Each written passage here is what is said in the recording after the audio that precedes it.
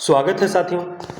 हम सभी ने अब तक अपनी क्लासेस में लोक साहित्य के विषय में अध्ययन करते वक्त उसकी परिभाषा के विषय में देख लिया कि उसकी क्या परिभाषाएं हो सकती हैं। परिभाषा के साथ हमने अलग अलग विद्वानों के मतों को भी देखा। लोक की जो परिधि है वो कहाँ तक है, जो कुछ दिखाई देता है, जहाँ तक हमारी दृष्टि पहुँच सकती है वहाँ तक के लिए हमने लोक की बात की। लोक साहित्य, शिष्ट साहित्य और लोक साहित्य के वर्गीकरण के विषय में हमने देखा।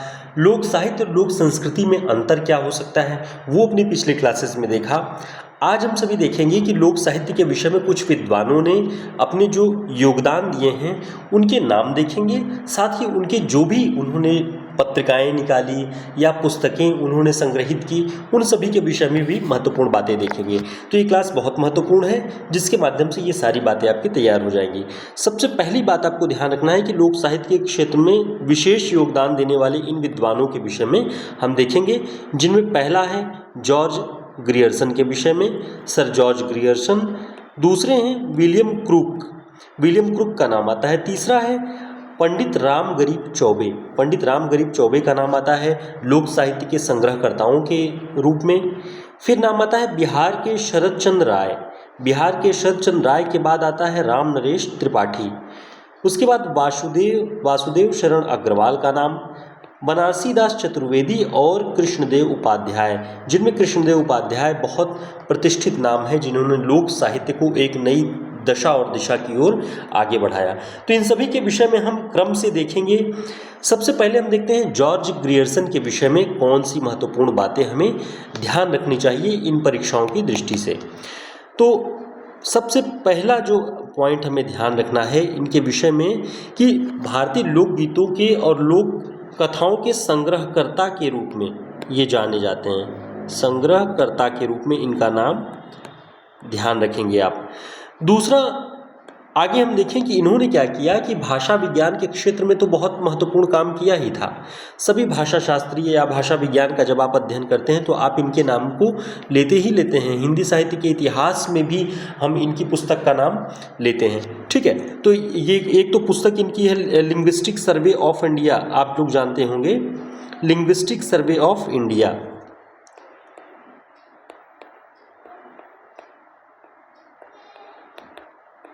लिंग्विस्टिक सर्वे ऑफ इंडिया, जो भाषाओं का इन्होंने अध्ययन किया, सर्वे किया, वो यहाँ पे देखेंगे आप इसमें लिंग्विस्टिक सर्वे ऑफ इंडिया में। ये बहुत प्रसिद्ध ग्रंथ है जॉर्ज ग्रियर्सन का। भाषा विज्ञान के क्षेत्र के अतिरिक्त इन्होंने क्या किया कि लोक साहित्य का संग्रह तथा संरक्षण, अगर हम इसे यहीं पे देखें कि इन्होंने संरक्षण की दिशा में भी इन्होंने बहुत महत्वपूर्ण काम किया लोक साहित्य के। अब इन्होंने किया क्या कि इन्होंने 1884 ईस्वी में, आपको ध्यान रखना है सन 1884 में इन्होंने क्या किया, इन्होंने एक लिखा सम बिहारी फोक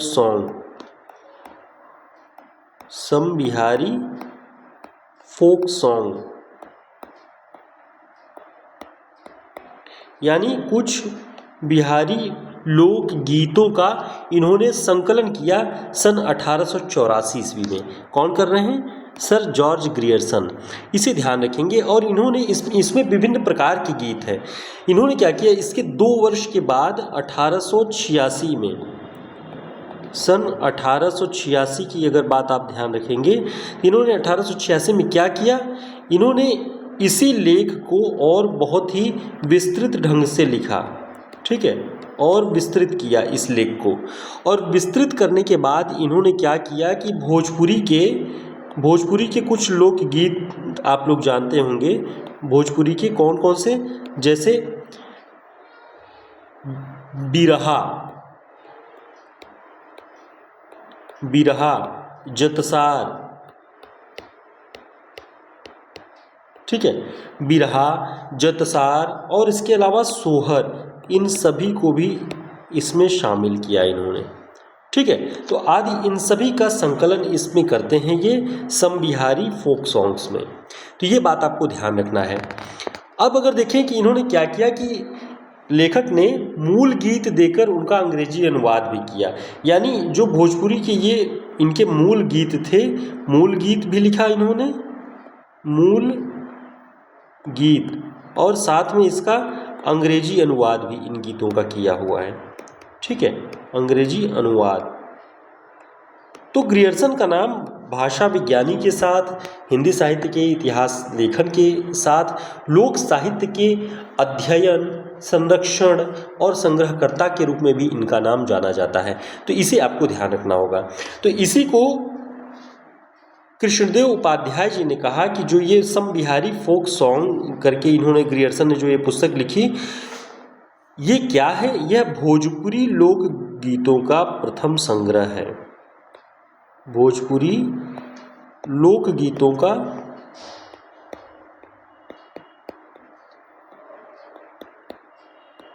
प्रथम संग्रह किसने किया? तो ध्यान रखना है आपको, ग्रियर्सन ने किया हुआ है। यही प्रथम प्रयास है जो कि ग्रियर्सन ने किया हुआ था। इसके अलावा और अगर देखें कि ये जो इन्होंने सम बिहारी फोक सॉन्ग्स करके ये जो लिखा हुआ है, इसका प्रकाशन कहाँ से हुआ? तो इसका प्रकाशन हुआ बंगाल एशियाटिक सोसाइटी से।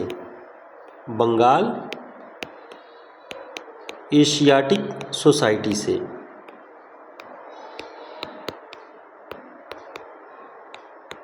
ठीक है, तो इसका प्रकाशन कहाँ से हुआ था ये भी हमें ध्यान रखना होगा। अब इसके बाद देखिए इन्होंने एक काम और किया है। अभी तो हमने देखा कि बिहारी सॉन्ग के विषय में इन्होंने लिखा, अब देखेंगे कि एक और जो लोकगीत है उसके विषय में भी इन्होंने लिखा हुआ है। वो कौन सा है वो भी हम देखते हैं। आपको इसे ध्यान रखना होगा। इन्होंने क्या किया? द सॉन्ग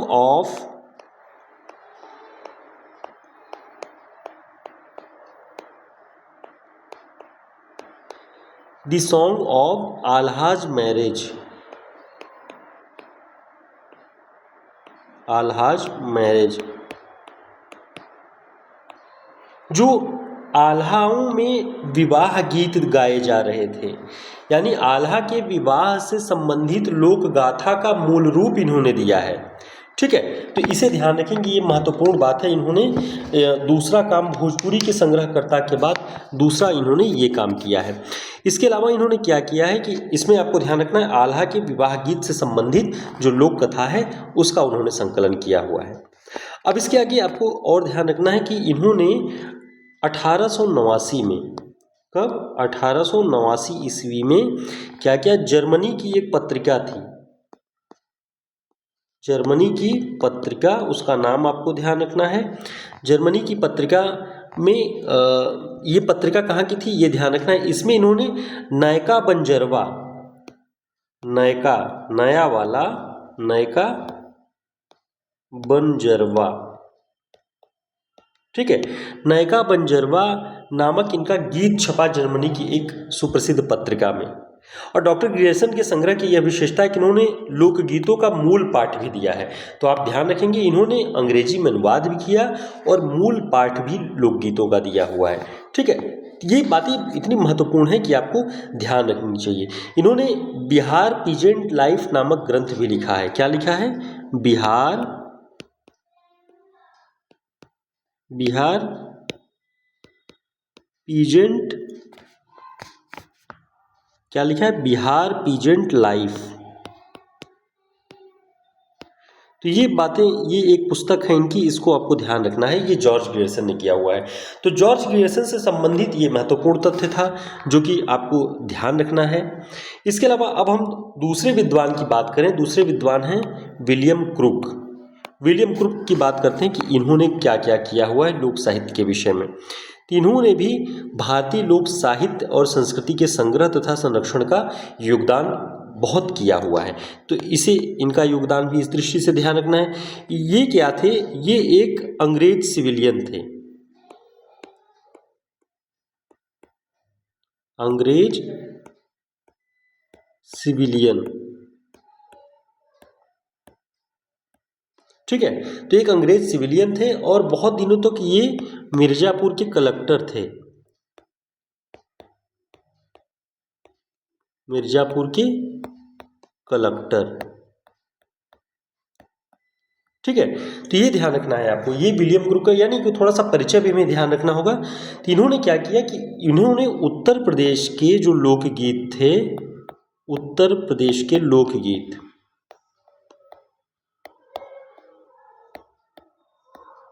ठीक है, उत्तर प्रदेश के लोकगीतों का प्रचुर संग्रह किया और भारतीय संस्कृति के जो लोक संस्कृति है उसका गहन अध्ययन किया हुआ है।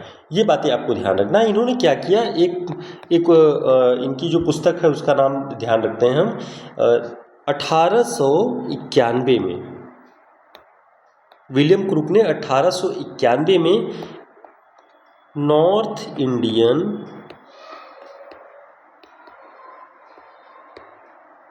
North Indian notes and queries,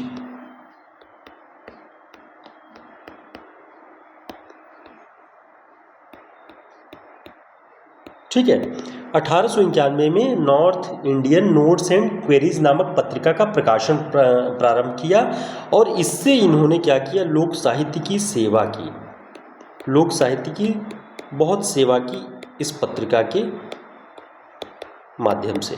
तो ये बात आपको ध्यान रखनी है।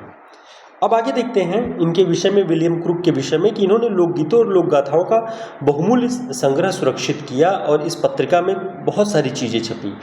1896 में इन्होंने popular religion and folklore of northern India की रचना की। ये भी आपको ध्यान रखना है यहाँ से, कब, 1896 में, और रचना का नाम क्या है, पॉपुलर रिलीजन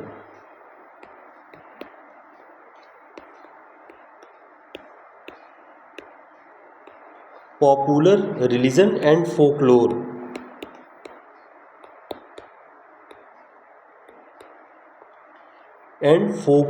ऑफ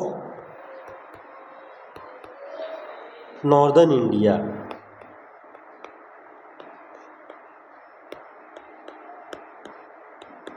ठीक है, तो 1896 में इन्होंने इस एक रचना की जो एक पुस्तक थी 1896 में विलियम क्रुक ने लिखी।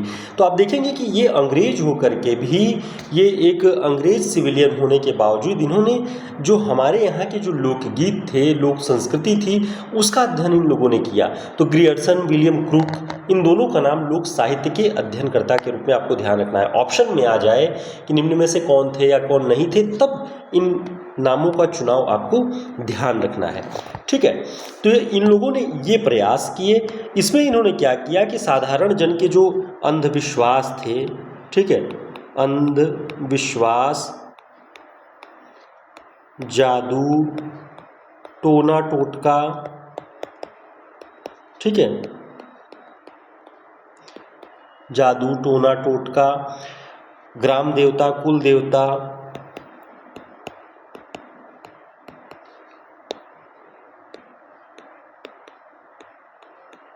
इन सभी का एक विशद विवेचन प्रस्तुत किया हुआ है। भोजपुरी प्रदेश के जो विभिन्न जातियां हैं उन्हें 4 भागों में caste and tribes of northern province नाम से इन्होंने प्रकाशित किया हुआ है।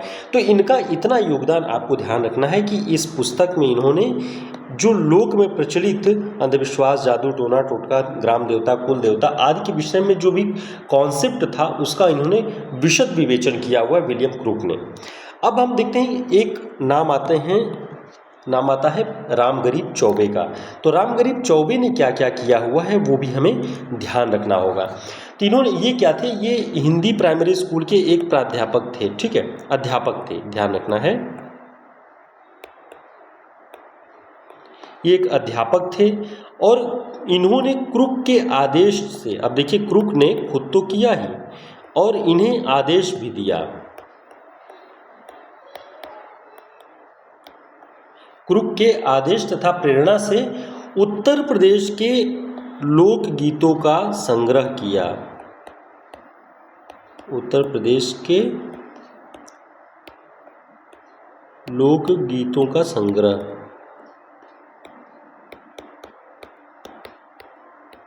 तो अभी आपने देखा कि क्रुक ने भी क्या किया, उत्तर प्रदेश के लोकगीतों का प्रचुर संग्रह किया और बाद में रामगरीब चौबे को भी उसने आदेश दिया, प्रेरणा दी कि जाओ और उत्तर प्रदेश के लोकगीतों का संग्रह करो, करना चाहिए। जो उन्होंने 1883 ईस्वी में north Indian notes and queries नामक पत्रिका में प्रकाशित किया। यानी जो पत्रिका आप यहाँ पे हम जो देख रहे थे, विलियम क्रुक ने जो ये निकाला ना, north Indian notes and queries, इसी में इन्होंने रामगरीब चौबे का भी जो लेख था, जो उत्तर प्रदेश के लोकगीतों संबंधी जो भी उनका कार्य था, उसको प्रकाशित किया। तो क्रुक का नाम आपको इस रूप में ध्यान रखना है, क्रुक ने रामगरीब चौबे को भी प्रेरित किया हुआ है। ठीक है, अब देखते हैं कि इन्होंने क्या किया कि रामगरीब चौबे ने कोयल के गीत,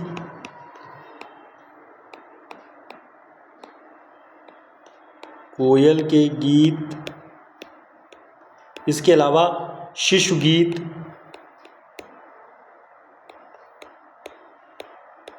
एक और है हरदौल गीत,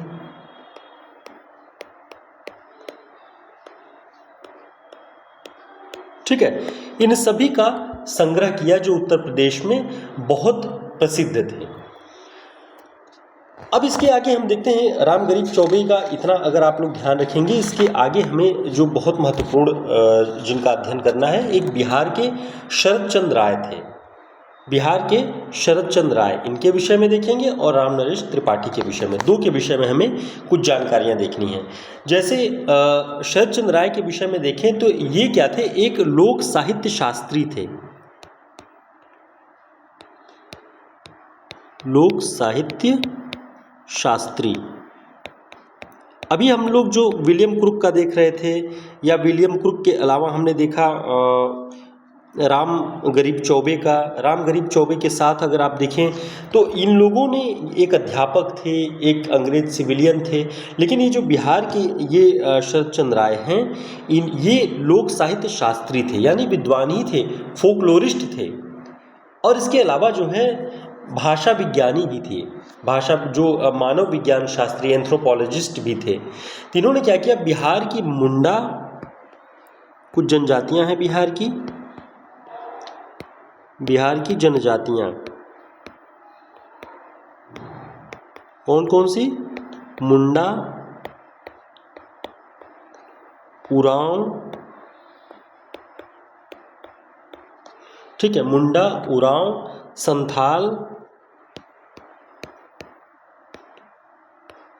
संथाल और बिरहोर, ठीक है। तो नाम ध्यान रखेंगे, इन सभी जो वहाँ की जनजातियाँ थी, इन सभी का गंभीर अध्ययन और जो विद्वतापूर्ण अध्ययन हो सकता था, वो शरद चंद्र राय जी ने किया हुआ था।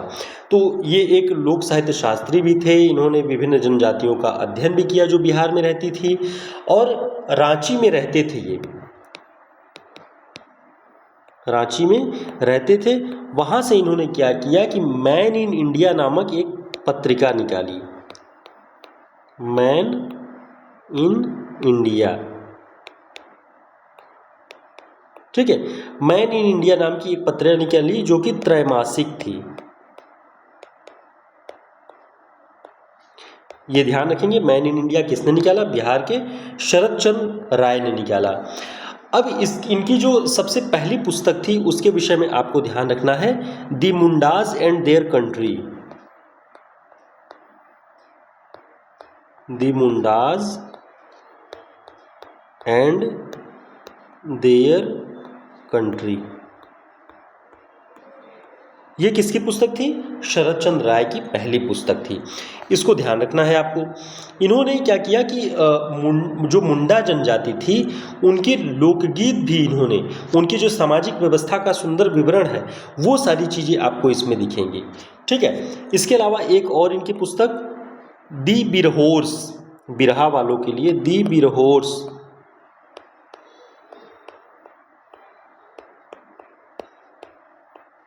ठीक है, दी बिरहोर्स नाम की एक जो इनकी पुस्तक थी 1925 ईस्वी में ये प्रकाशित हुई है। तो इन लोगों ने बहुत काम किए, जनजातियों के लिए काम किया, जनजातियों के जो लोकगीत थे, जो उनके सामाजिक व्यवहार थे, उन सभी का बहुत अच्छा अध्ययन किया। तो ये लोक अध्ययन का, लोक साहित्य के अध्ययन के अंतर्गत ही ये सारी चीज़ें आती हैं, ठीक है। तो ये इनके विषय में आपको ध्यान रखना है, शरद चंद्र राय के विषय में। अब हम देखते हैं रामनरेश त्रिपाठी के विषय में कि रामनरेश त्रिपाठी जी ने क्या क्या काम किया हुआ है। तो रामनरेश त्रिपाठी की जब हम बात करते हैं तो रामनरेश त्रिपाठी के विषय में आप जानते हैं इनकी एक पुस्तक ही थी कविता कौमुदी नाम से। कविता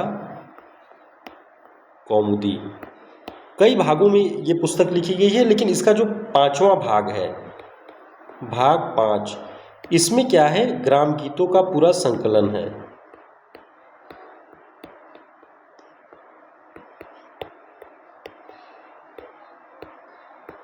हमने अपनी पिछली क्लास में भी देखा रामनरेश त्रिपाठी के विषय में कि ये जो है फोकलोर है उसे ग्रामगीत कहना चाहते हैं, यानी ये प्रस्ताव रखते हैं कि ग्रामगीत कहा जाए। लेकिन विद्वान इस पे एकमत नहीं है कि अगर ग्राम कह देंगे तो उसकी भावना जो फोकलोर की है वो संकुचित हो जाती है, उसमें बहुत बड़ा दायरा नहीं आता जिसमें लोग को शामिल किया जा सके, ग्राम तक की ही बातें सीमित रह जाती हैं। इसलिए इनके जो ग्रामगीत कहने का जो प्रस्ताव था उसे स्वीकार नहीं किया गया। फिर भी कविता कौमुदी नाम की पुस्तक में इन्होंने ग्राम गीतों का संकलन किया हुआ है। और इस कविता कौमुदी का जो ये प्रकाशन वर्ष है वो क्या है, 1929, ध्यान रखेंगे 1929। तो इन्होंने क्या किया कि बड़े श्रम से भारत के विभिन्न प्रांतों में अनेक वर्षों तक यात्रा करके कई हजार लोकगीतों का संकलन किया। ध्यान रखेंगे कई हजार। कृष्णदेव उपाध्याय जी अपनी पुस्तक में लिख रहे हैं कि कई हजार लोकगीतों का संकलन है। ठीक है, ये बात ध्यान रखेंगे। इसके अलावा कुछ और बातें भी इनके विषय में हैं, वो देखते हैं हम। जैसे उत्तर प्रदेश, इन्होंने विशेष रूप से जो लोकगीत का अध्ययन किया, लोक साहित्य का अपना अध्ययन रखा, वो कहाँ पर केंद्रित था, तो ध्यान रखेंगे रामनरेश त्रिपाठी ने भी उत्तर प्रदेश और पश्चिमी बिहार, पश्चिमी बिहार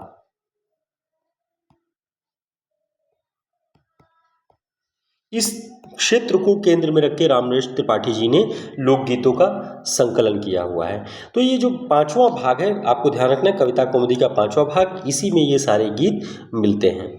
ठीक है, इसके अलावा एक इनकी पुस्तक और थी, हमारा ग्राम साहित्य,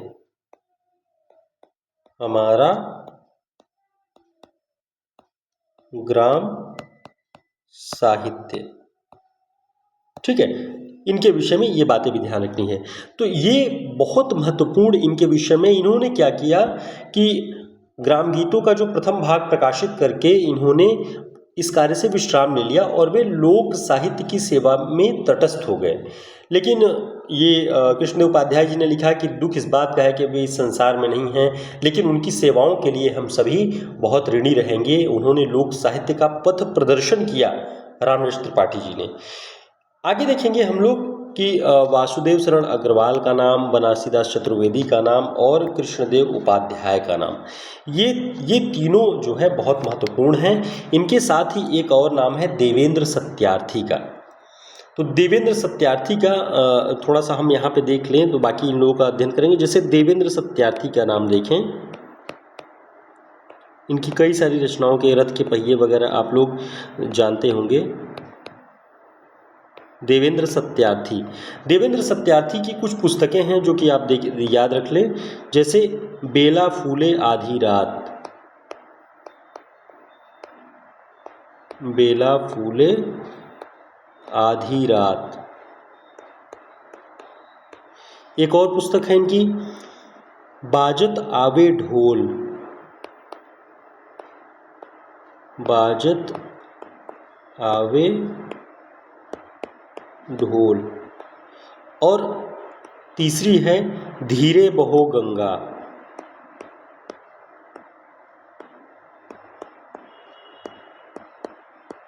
धीरे बहो गंगा। ये बहुत प्रसिद्ध हैं, लगभग 1 दर्जन से अधिक इन्होंने पुस्तकें लोक संबंधी लिखी, लोक साहित्य संबंधी लिखी, जिनमें ये 3 पुस्तकों के नाम लोक साहित्य संबंधी देवेंद्र सत्यार्थी के आपको ध्यान रखना होगा। ठीक है, इन्होंने देश विदेश में घूमा, भारत, बर्मा, लंका, अलग अलग देशों में घूम के देवेंद्र सत्यार्थी जी ने लोक साहित्य का अध्ययन किया, लोक साहित्य का संकलन किया हुआ है। ठीक है, तो ये ध्यान रखना है। चलिए आगे देखते हैं कि जो वासुदेव शरण अग्रवाल, बनारसीदास चतुर्वेदी, इन लोगों के विषय में। तो वासुदेव शरण अग्रवाल के विषय में हम जब बात करते हैं तो उनके विषय में कौन कौन सी उनकी रचनाओं को ध्यान रखना होगा वो देख लेते हैं। देखते हैं।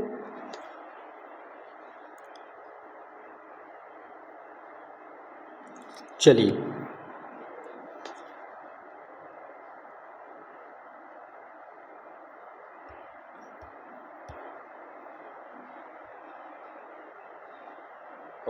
वासुदेव शरण अग्रवाल के विषय में हम देखेंगे।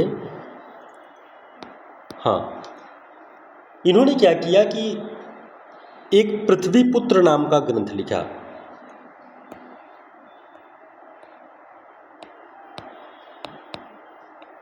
वासुदेव शरण अग्रवाल जी ने पृथ्वीपुत्र नाम के ग्रंथ में इन्होंने जनपद कल्याणी योजना का विस्तृत अध्ययन किया है।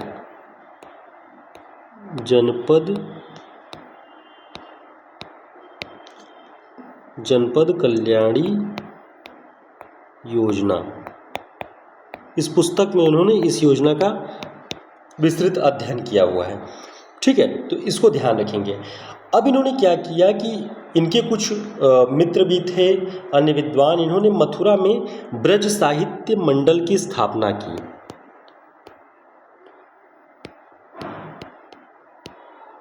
मथुरा में क्या किया इन्होंने? ब्रज साहित्य मंडल।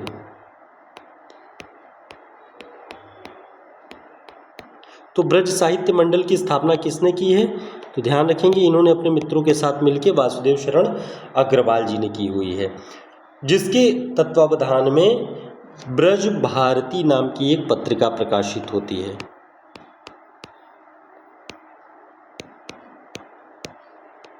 ठीक है, ब्रज भारती। वासुदेव शरण अग्रवाल ही, आप लोग अगर ध्यान होगा तो हमने पिछली क्लास में पढ़ा हुआ था कि इन्होंने लोक वार्ता कहना यानी फोक लोर को वार्ता कहने पर जोर दिया था वासुदेव शरण अग्रवाल जी ने। लेकिन वार्ता को लेकर के जो संस्कृत कोशों में मान्यताएं हैं कि ये जो है फेक होता है या प्रवाद होता है या अफवाहें होती हैं वार्ता, इसलिए फोक लोर को वार्ता कहना ठीक नहीं समझा विद्वानों ने, लेकिन प्रपोजल रखा था वासुदेव शरण अग्रवाल ने। ठीक है, इसे ध्यान रखेंगे। अब देखते हैं बनारसीदास चतुर्वेदी के विषय में। बनारसीदास चतुर्वेदी ने क्या किया? 1944 में इन्होंने चतुर्वेदी जी की प्रेरणा के प्रयास से जो लोक वार्ता परिषद की स्थापना हुई है। ठीक है, 1944 में लोक वार्ता परिषद,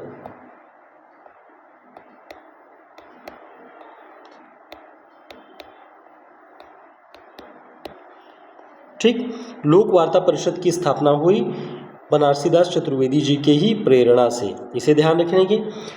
लोक वार्ता, ये ओरछा राज्य की राजधानी टीकमगढ़ में, ठीक है, टीकमगढ़ में इसकी स्थापना हुई है। ये भी ध्यान रखना है बनारसीदास चतुर्वेदी जी से जोड़ के। इसका उद्देश्य था लोक साहित्य तथा संस्कृति के विभिन्न अंगों का संकलन, संपादन और प्रकाशन। संकलन, संपादन, प्रकाशन, यानी जो भी लोक साहित्य संबंधी कोई पांडुलिपि मिलती है उसका संकलन करेंगे, उसका संपादन करेंगे, जो प्रूफ की गलतियां होंगी वो ठीक करेंगे और फिर उसका प्रकाशन करेंगे। तो ये लोक वार्ता परिषद, इसका उद्देश्य निर्धारित किया गया था। ठीक है, तो ये इसी परिषद के तत्वावधान में लोक वार्ता नाम की एक त्रैमासिक पत्रिका भी चली। ध्यान रखेंगे, लोक वार्ता नाम की, लोक वार्ता परिषद तो स्थापित हुई ही, लोक वार्ता त्रैमासिक पत्रिका,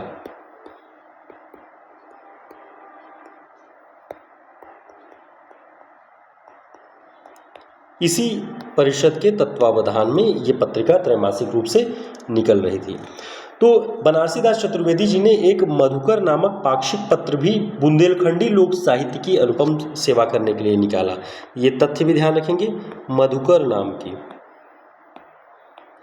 बनारसीदास चतुर्वेदी जी ने मधुकर पत्रिका का जो प्रकाशन शुरू किया। और मधुकर पत्रिका में ये क्या करते हैं? बुंदेलखंडी लोक साहित्य,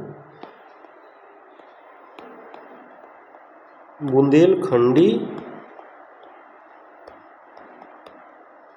लोक साहित्य की सेवा करने के लिए इन्होंने मधुकर नाम की इस पत्रिका का प्रकाशन शुरू किया।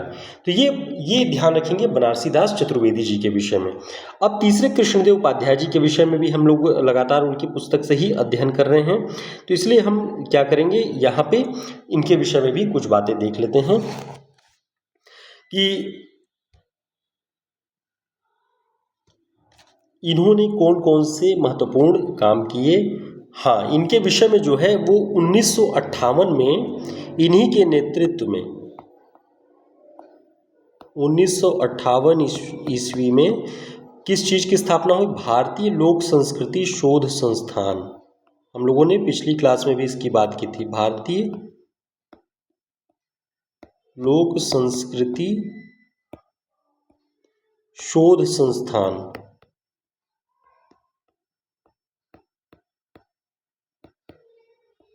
1858 ईस्वी में इस संस्थान की स्थापना कृष्णदेव उपाध्याय जी के नेतृत्व में हुई, लेकिन इसमें 3 लोग थे, ध्यान रखेंगे।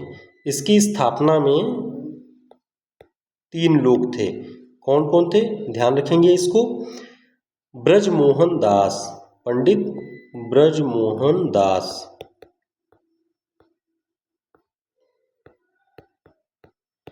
ब्रजमोहन दास के अलावा एक और नाम आपको ध्यान रखना है, श्री कृष्ण दास।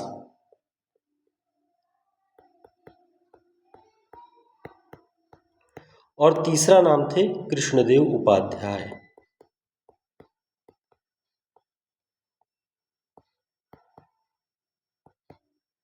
ठीक है, तो कृष्णदेव उपाध्याय ये भारतीय लोक संस्कृति संस्थान, लोक संस्कृति शोध संस्थान की स्थापना में इन लोग तीनों के नाम आपको ध्यान रखना है।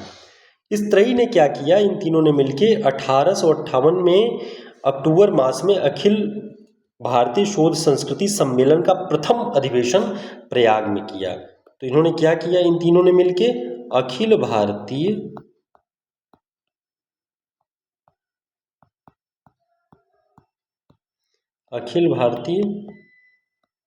लोक संस्कृति सम्मेलन, इसका प्रथम अधिवेशन